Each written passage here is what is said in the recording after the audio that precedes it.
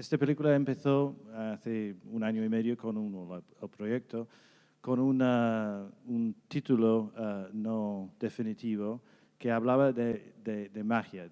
Era como el hombre que hace magia. Y a mí pensaba que era un poco un cliché, ¿no? De que Gabo, la magia. Pero después de hacer la película, que era una producción con demasiado poco tiempo a veces, y siempre nos ayudó la suerte. Lo que Gabo decía era el bendito azar. Entonces, aquí estamos y me parece que el espíritu de Gabo nos está ayudando mucho a la película. Pilar y yo estaremos después para contestar cualquier pregunta que tenéis. Muchas gracias.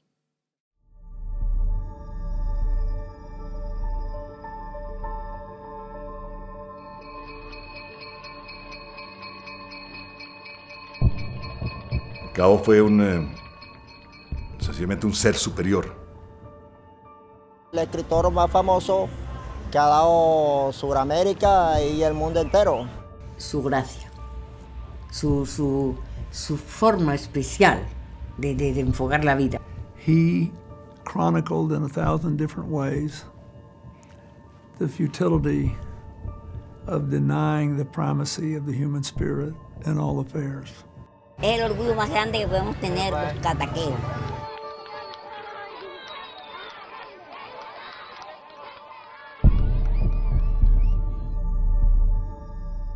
Es curioso, yo lo conocí hace muchos años como periodista y le conocí intentando hacerle una entrevista, como miles y miles de periodistas. Y fue en una conferencia en Barcelona, vino para apoyar a Felipe González y después de la conferencia yo me acerqué para hablar con él.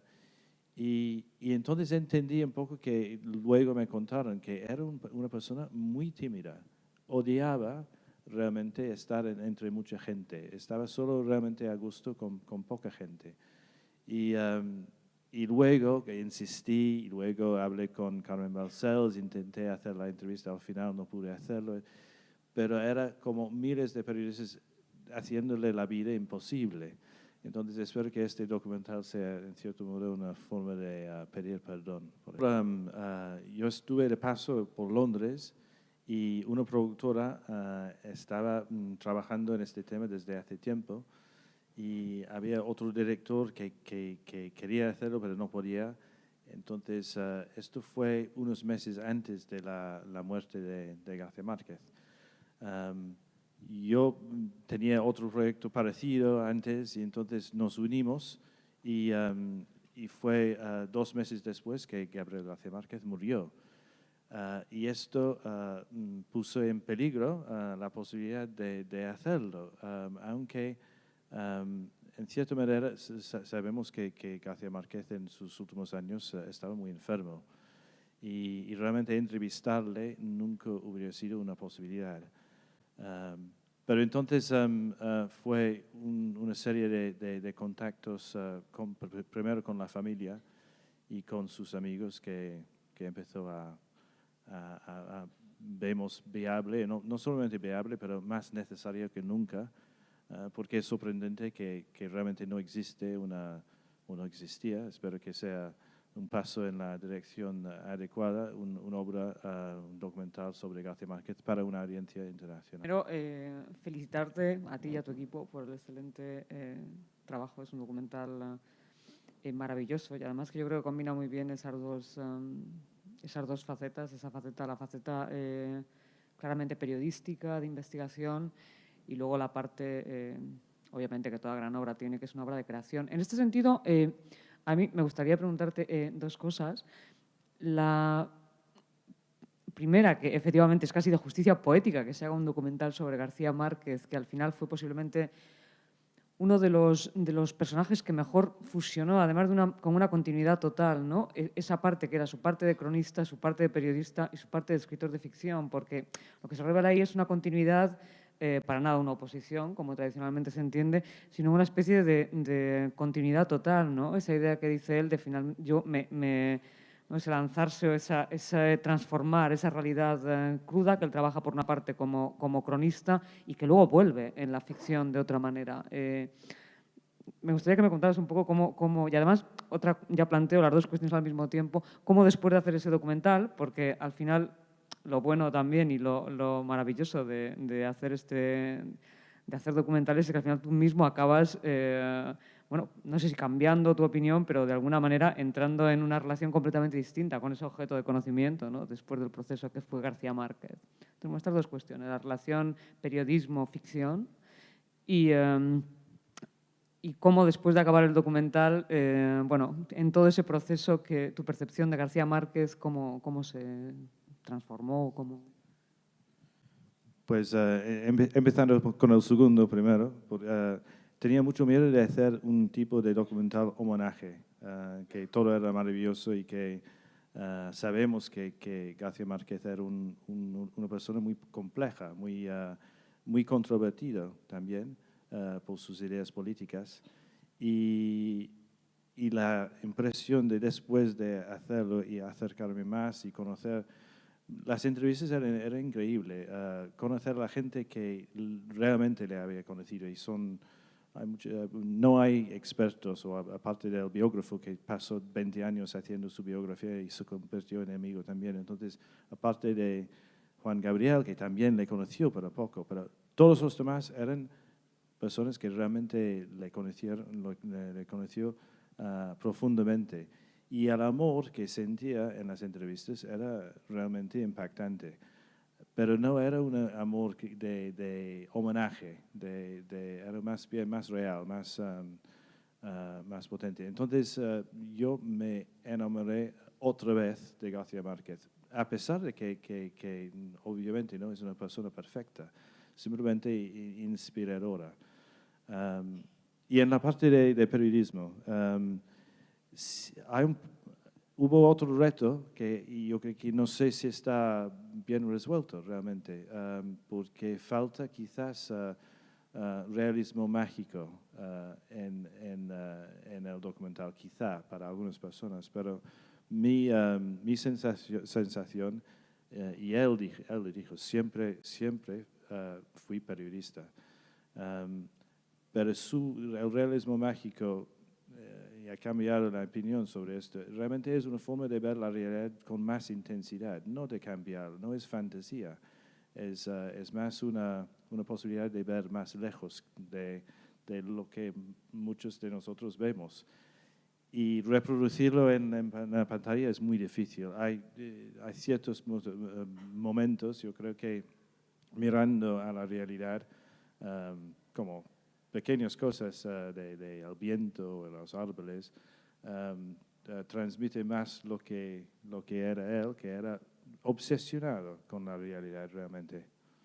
Entonces el periodismo nunca lo perdió, y su amigo y el director de la Fundación García Márquez, Jaime Bello, de la Fundación del Nuevo Periodismo, dice que era 95% realidad y 5% magia.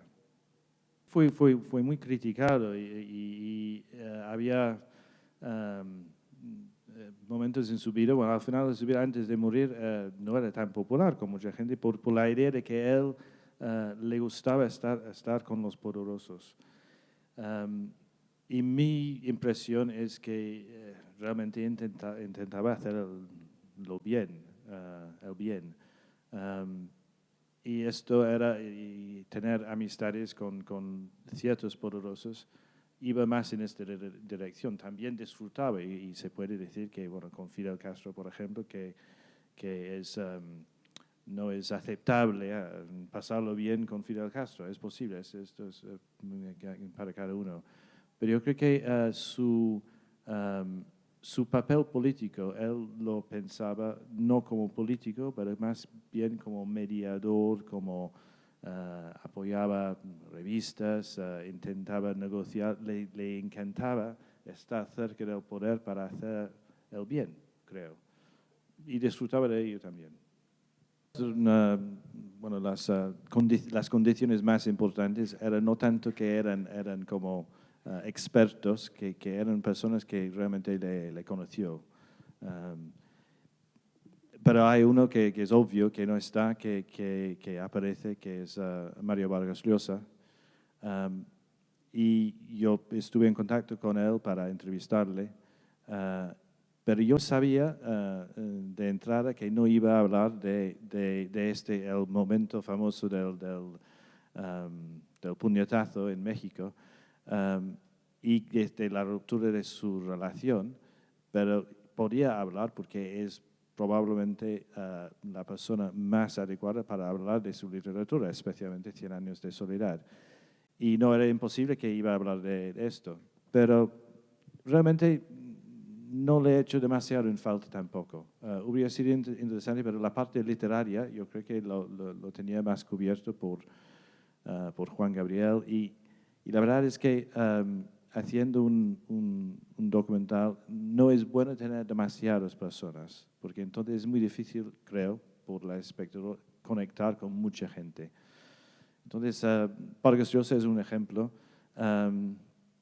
pero de otros, bueno, obviamente Fidel Castro, obvio, no, es que intentamos a tope durante meses, ya sabiendo que iba a ser casi imposible, pero la única cosa que podría haberlo hecho posible era que tenían realmente una profunda amistad. Al final no fue posible, lástima, pero no sé si hay muchos otros. Yo creo que una de las cosas que más me gustó, me sigue gustando, es la entrevista con Jaime, su hermano, y su recuerdo que está al final del recuerdo del asesinato de Santiago Nazar. ¿Por qué? Porque yo creo que realmente transmite de una forma casi mágica el sentimiento de García Márquez, el impulso para hacer el libro. Era curioso, intentamos con Fidel Castro, con Clinton, quería tener a alguien que hubiera sido como representante de estas esferas donde llegó García Márquez. Y entrevistamos a Clinton en enero, como ya estamos editando. Tenía como pocas semanas y también unas fechas límites muy fuertes de mis coproductores. Entonces fue maravilloso, pero también era un problema. Y además, siempre es como un poco, en estos casos con hombres tan poderosos y difíciles, un poco incierto. Entonces fui directamente a Nueva York. Tuve que encontrar un equipo no de mi equipo normal, porque estaban ya haciendo otras cosas y fue todo bastante complicado. Pero y nos concedieron 15 minutos en una salita horrible en un edificio en Manhattan, y tuvimos que, bueno, por suerte llegamos pronto porque para adecuarlo y tal. Pero cuando llegó, la verdad es que es majo, es muy majo. Y se quedó 40 minutos y hicimos una entrevista maravillosa.